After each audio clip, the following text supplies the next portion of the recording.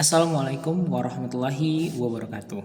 Video ini saya buat sebagai tugas pengganti tes tulis rekrutmen tutor asrama ITB 2025-2026. Hai semuanya, perkenalkan nama saya Aulia Habibi Diaul Haq dengan NIM 121230007, bisa dipanggil Habibi, dari jurusan Teknik Pertambangan Institut Teknologi Bandung dan merupakan calon tutor pembiasaan di asrama ITB. Baik, pertama saya akan menjelaskan sejarah asrama ITB. Jadi asrama ITB bermula dari kebutuhan menyediakan tempat tinggal untuk mendukung pengembangan karakter dan akademik mahasiswa. Pada tahun 2012, dibentuk Satgas Asrama melalui SK Rektor untuk merancang sistem pengelolaan asrama. Pada tahun 2014, UPT Asrama ITB resmi berdiri. Sejak 2020, pengelolaan dibagi antara Direktorat Kemahasiswaan, yaitu untuk pembinaan mahasiswa, dan Direktorat Sarana dan Prasarana untuk pengelolaan fisik ITB. Selanjutnya, saya akan menjelaskan lokasi asrama ITB. Jadi, asrama ITB terbagi ke dalam 6 tempat. Yang pertama ada asrama Kidang Pananjung, diperuntukkan untuk mahasiswa putra tahun kedua dan keempat, terdiri dari 6 gedung dengan kapasitas 3 orang setiap kamarnya. Kemudian lokasi kedua ada di asrama Kanayakan, diperuntukkan untuk mahasiswa putri tahun kedua hingga tahun keempat, terdiri dari 2 gedung dengan kapasitas 3 orang per kamar. Kemudian ada asrama Sangkuriang, diperuntukkan untuk mahasiswa putra dan putri tahun kedua hingga keempat, serta mahasiswa asing yang terdiri dari 4 gedung dengan kapasitas 2 hingga 3 kamar. Kemudian ada asrama Jatinangor, diperuntukkan untuk mahasiswa tahun pertama, terdiri dari 5 gedung dengan kapasitas 2 sampai 4 orang per kamarnya. Kemudian ada asrama Cirebon untuk mahasiswi kampus Cirebon, terdiri hanya 1 gedung dengan kapasitas 4 orang per kamar. Dan terakhir ada asrama internasional, diperuntukkan tentunya untuk mahasiswa asing non-reguler putra, hanya terdiri dari 1 gedung dengan kapasitas 2 orang per kamar. Selanjutnya, asrama ITB memiliki nilai-nilai yang harus dijunjung oleh penghuninya. Yang pertama ada budaya asrama, tentunya mengedepankan kebiasaan baik seperti kerjasama, disiplin, kebersihan, dan konservasi energi. Selanjutnya, asrama dalam hikmah, sikap ikhlas, fokus, penuh hormat, inisiatif membantu, serta dorongan untuk berbuat kebaikan. Selanjutnya, kepenghunian asrama. Nah, bagaimana sih kepenghunian asrama itu? Yang pertama ada hak penghuni, yaitu mendapatkan fasilitas dan program pembinaan, pembiasaan sesuai dengan lokasi. Kalau pembinaan itu untuk asrama Jatinangor, kemudian pembiasaan untuk asrama Ganesha dan juga Cirebon. Nah, kemudian ada kewajiban penghuni, yaitu mematuhi peraturan dan berpartisipasi dalam setiap program asrama. Nah, ada aktivitas di asrama Jatinangor seperti mentoring, apel, senam, kerja bakti, asrama mengajar, dan tutorial akademik. Intinya ini akan mendukung program pembinaan tadi. Nah, kita lanjut kepada program kerja tutor asrama ITB. Nah, tutor dibagi ke dalam 2 peran, yaitu seperti yang sudah dijelaskan tadi, ada peran pembinaan untuk asrama Jatinangor, yaitu berfokus pada pengembangan karakter dan akademik mahasiswa TPB. Kemudian pembiasaan untuk asrama Ganesha dan Cirebon berfokus kepada kedisiplinan, kebersihan, minat, serta bakat dari penghuninya. Kemudian struktur organisasi tutor. Yang pertama ada koordinator tutor yang merupakan pimpinan utama dari asrama ITB.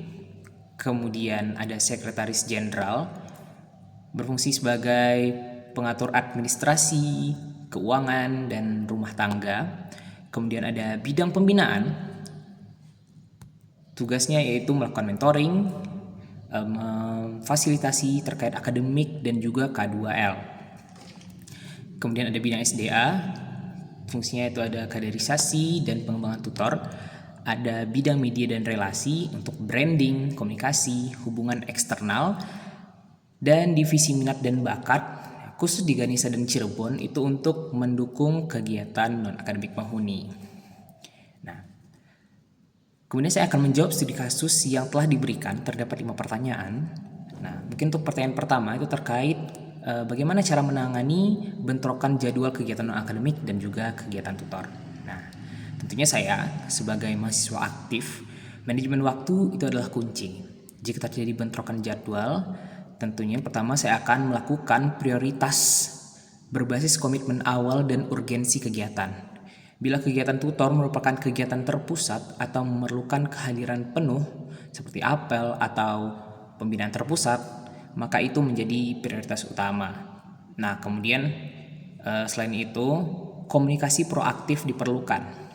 Saya akan mengkomunikasikan bentrokan ini kepada penanggung jawab kegiatan non-akademik dan mencari solusi alternatif seperti mengganti peran saya atau ikut di sesi lainnya. Nah, kemudian jika memang saya sedang memegang peran di luar sementara saya diperlukan juga hadir saat itu, saya akan melakukan delegasi kepada orang yang saya percayai dan bila memungkinkan saya akan mendelegasikan tugas non-tutor kepada orang lain.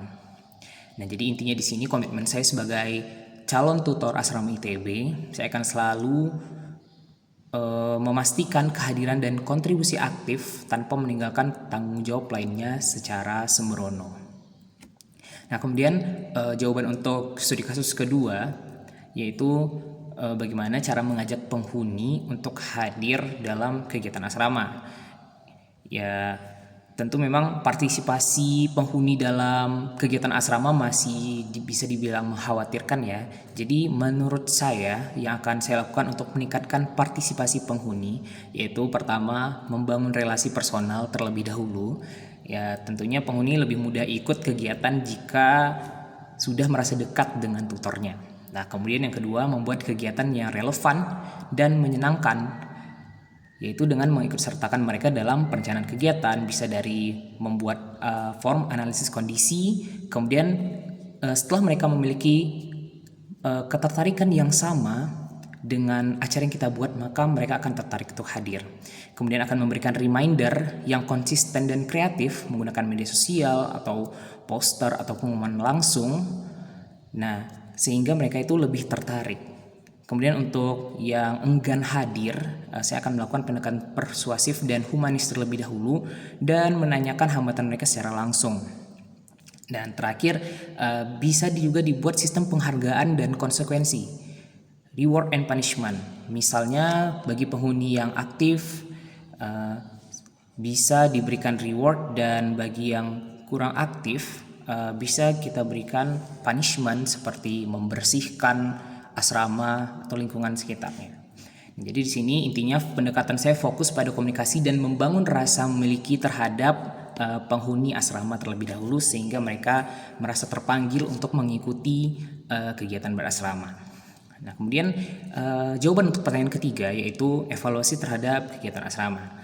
Ya, menurut saya kegiatan seperti senam pagi, kerja bakti, dan pengembangan minat bakat seperti main badminton, futsal yang diadakan oleh tutor asrama itu sudah baik dari segi tujuan pembentukan karakter dan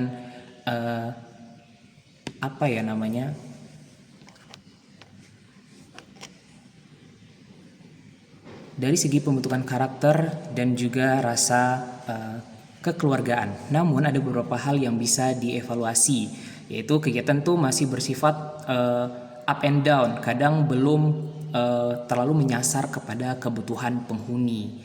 Nah, kemudian waktu pelaksanaan itu kurang fleksibel, sering bertabrakan dengan jadwal akademik atau organisasi, karena memang mahasiswa ini memiliki kegiatan selain di asrama, ada juga kegiatan di organisasi dan juga himpunan. Jadi saran saya ke depannya bisa melibatkan penghuni dalam desain kegiatan seperti survei untuk minat bakat, kemudian untuk penentuan jadwalnya juga. Kemudian bisa melakukan eksplorasi kegiatan baru seperti kelas pelatihan untuk hobi-hobi, kemudian diskusi santai.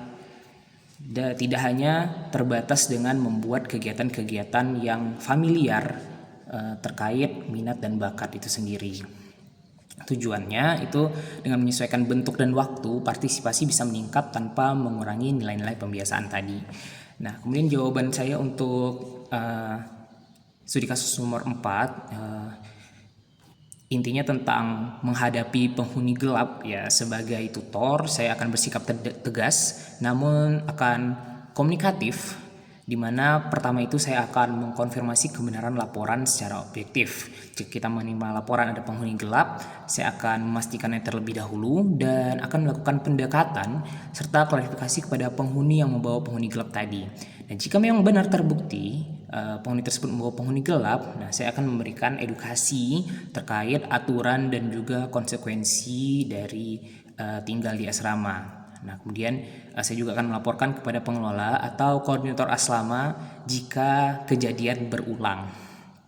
Nah, jadi di sini intinya untuk menjaga keamanan dan keadilan semua penghuni sambil tetap mengedepankan pendekatan yang mendidik dan bukan memberikan hukuman secara langsung. Nah, jadi tentu tadi kita akan melakukan pendekatan dulu, melakukan klarifikasi, kemudian melakukan edukasi juga dan melakukan peringatan.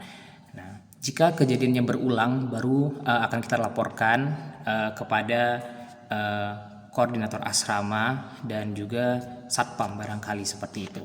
Nah, kemudian untuk jawaban saya terkait studi kasus terakhir, yaitu bagaimana cara menangani laporan pelanggaran seperti adanya kebisingan dan juga kerusakan fasilitas. Nah, langkah yang akan saya ambil pertama itu saya akan menanggapi laporan secara adil dan objektif. Ya, saya akan melakukan klarifikasi kepada pelapor dan mengkonfirmasi kepada pelaku atau terduga yang dengan pendekatan langsung dan sopan.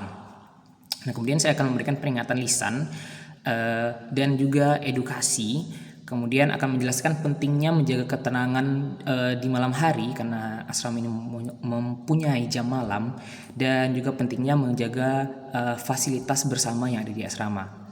Nah, jika kejadian ini terjadi berulang, saya akan memberikan surat peringatan dan melibatkan koordinator atau pengelola untuk menimbulkan efek jera tentunya kepada pelaku.